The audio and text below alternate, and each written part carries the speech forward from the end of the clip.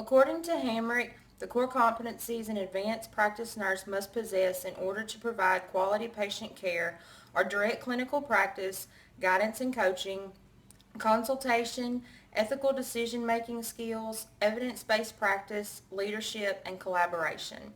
These competencies are interrelated and can be applied in a simultaneous manner. All of these competencies are important. However, collaboration appears to be the one competency that initiates the enactment of the other competencies. Hi, my name is Jennifer, and I'm going to define collaboration. Collaboration is an effective relational practice that involves two or more parties who make a pledge to each other to communicate honestly and beneficially to clarify dilemmas. The purpose of this interaction is to reach established objectives while learning from one another.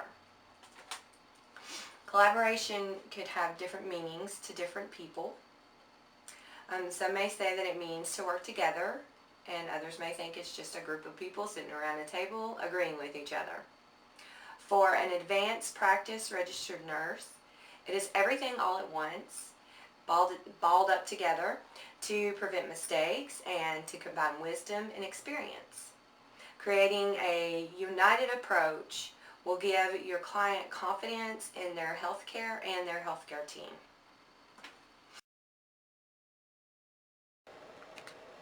Okay, next we're going to go into the depth of collaboration. We're going to start off with the parallel communication and parallel functioning. And this is where healthcare team members don't communicate, and you end up with a lot of repetitious questioning and explanations for the client. And then on the functioning, you end up with a lot of repetitious writing of prescriptions, care plan, etc. Okay, we have one-sided compromise, which is when you yield to other healthcare providers, and you're not really allowing your voice to be heard, and we don't want to do that. Faux collaboration is just fake collaboration. You think that you're actually collaborating with someone, and it's just not happening. So, yeah, it's a false sense of effective collaboration. So then those four are not effective to collaboration.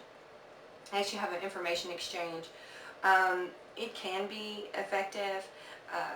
Mainly it's one-sided informing and decision-making, and so that can be effective at times, but not with collaboration, not all the time. Next we have coordination, and to me that kind of sounds like a boss-like, a boss telling you what to do.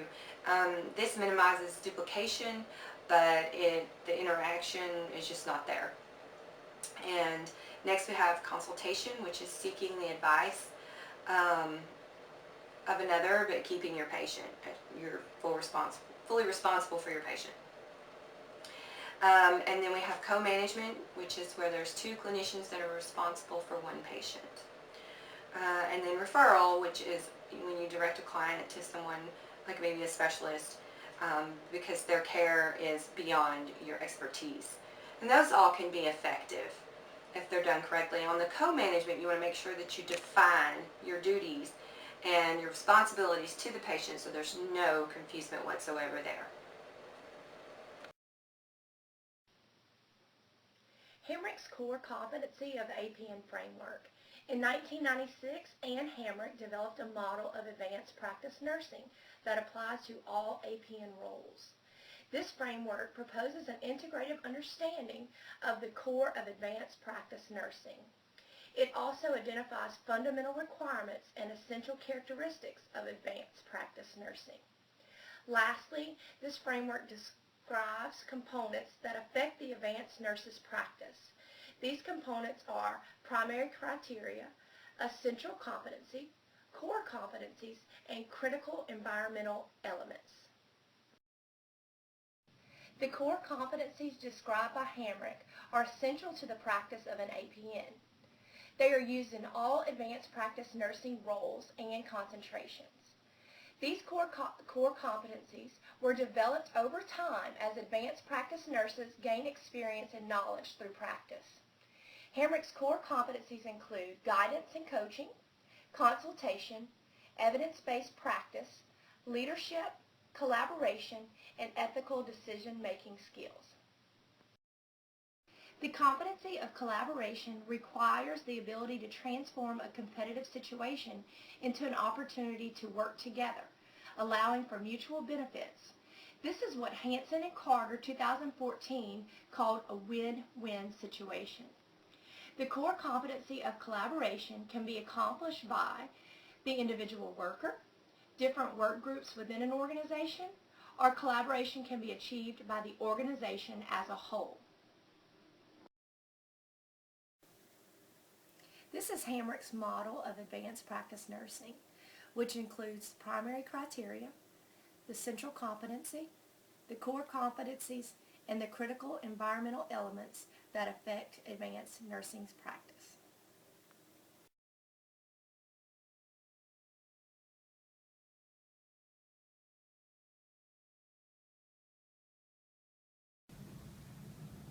According to Hamrick, one of the paradoxes of collaboration is that the partners are autonomous, self-governing, and accountable, but interdependent. In order to be a highly functioning member of a collaborative team, you must have certain characteristics within yourself. This section explains the individual characteristics needed for positive team building. The first is honesty and trustworthiness.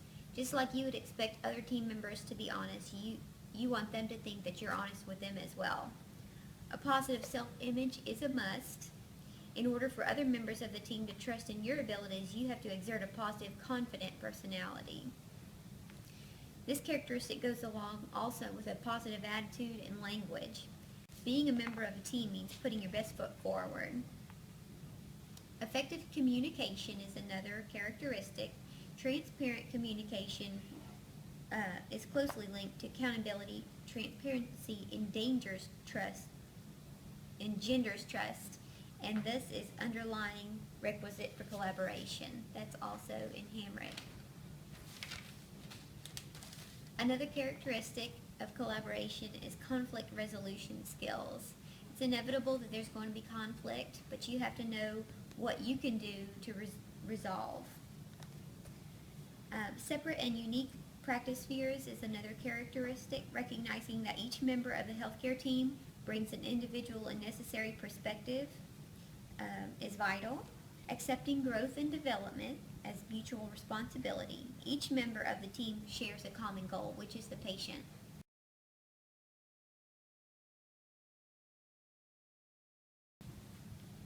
Assertiveness. Assertiveness is a key element of interpersonal competence, and APN students need to learn and practice assertiveness skills. That's in Hamrick, page 306. Another characteristic is creating new relationships and broadening perspectives. And the last characteristic is personal accountability, and of course taking responsibility for your own part and decisions makes you a functioning member of the team.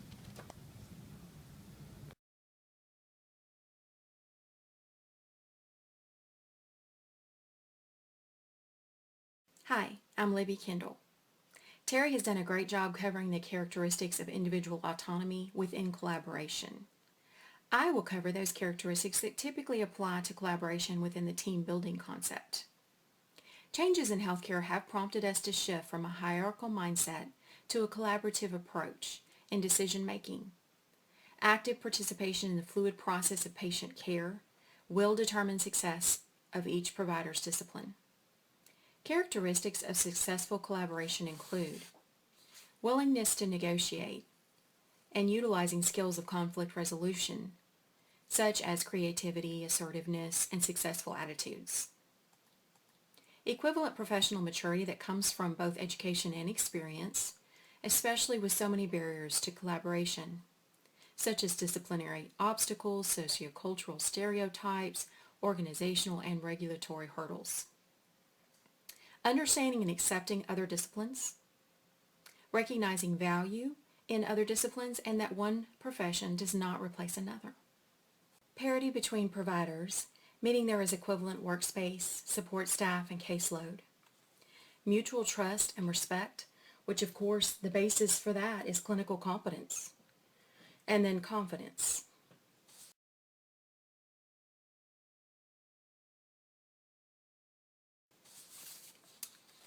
In addition, characteristics include consensus-driven decision-making, bi-directional referrals and consultations, equitable reporting lines and evaluations, which often begins with recognizing and correcting professional dissonance, diverse and complementary professional knowledge and skill set, common purpose and goal sharing, and recognizing who has a stake in the outcomes, and then including those people by sharing power with them.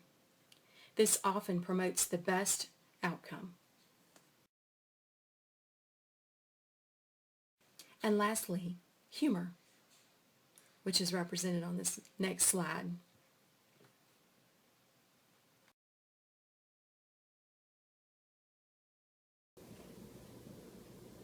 Hello, my name is Isla Williams, and I'm going to be discussing 2 of the 4 domains of collaborative practice. When advanced practice registered nurses collaborate with individuals, this involves working together with patients, families, and colleagues in order to give the highest level of comprehensive care as possible.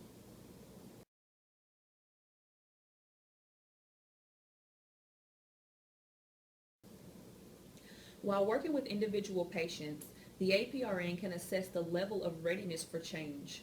This will help make the most appropriate treatment plan. For example, mild hypertension may be managed by simple diet changes and addition of exercise versus implementing an antihypertensive drug.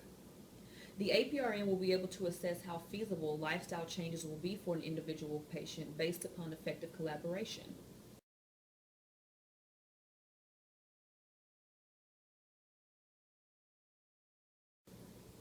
APRNs can also work together with teachers in the school system to enhance health education regarding good nutrition and exercise as it pertains to lowering the risk of chronic diseases. Given the younger generation this knowledge in an effective way may help the goal towards Healthier People 2020. Collaboration in the organizational and policy arenas takes APRNs to a broader range of collaborative efforts. Policymakers and organizational leaders can use the expertise of APRNs to enhance practice. Some organizations that may be beneficial for APRNs to participate in are as follows.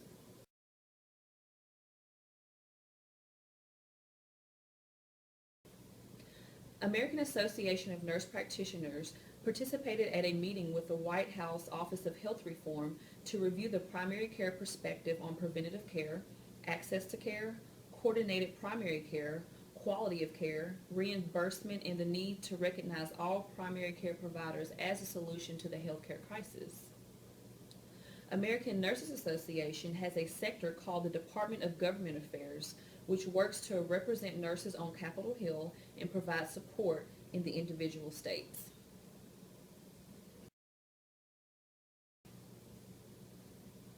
The National Quality Forum involves a collaborative effort from every member of the healthcare sector to analyze performance measures to improve the quality of care given. These measurements give invaluable data to the healthcare industry.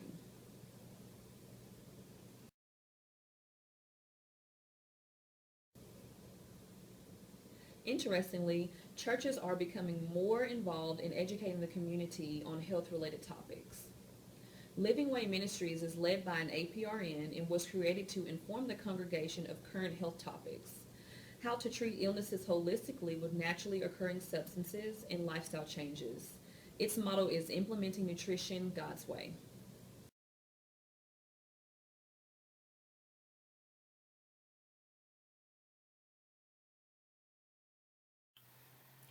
An example of collaboration in the domain of teams and groups is whenever nurse practitioners or APRNs work within these clinical teams in a specific department or an institutional committee. You might see this if, let's say, an acute care nurse practitioner and a clinical nurse specialist work hand in hand in like an institution-based congestive heart failure management committee, and they work together to increase medication and dietary compliance with these patients.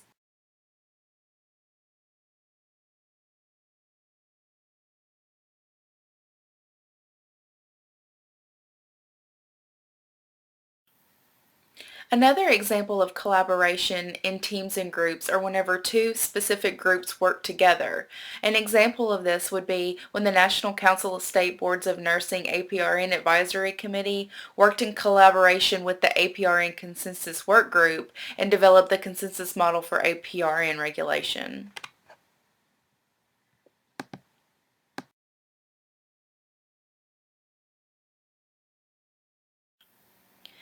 Another example of collaboration is more within the fourth domain, which is at the global or international level.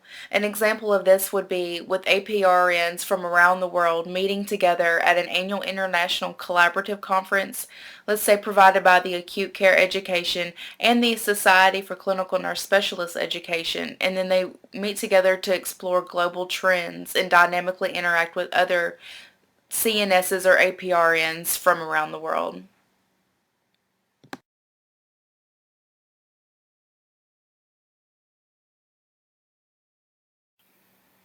APRNs also collaborate at a global level within the International Council of Nurse Practitioners and Advanced Practice Nursing Network.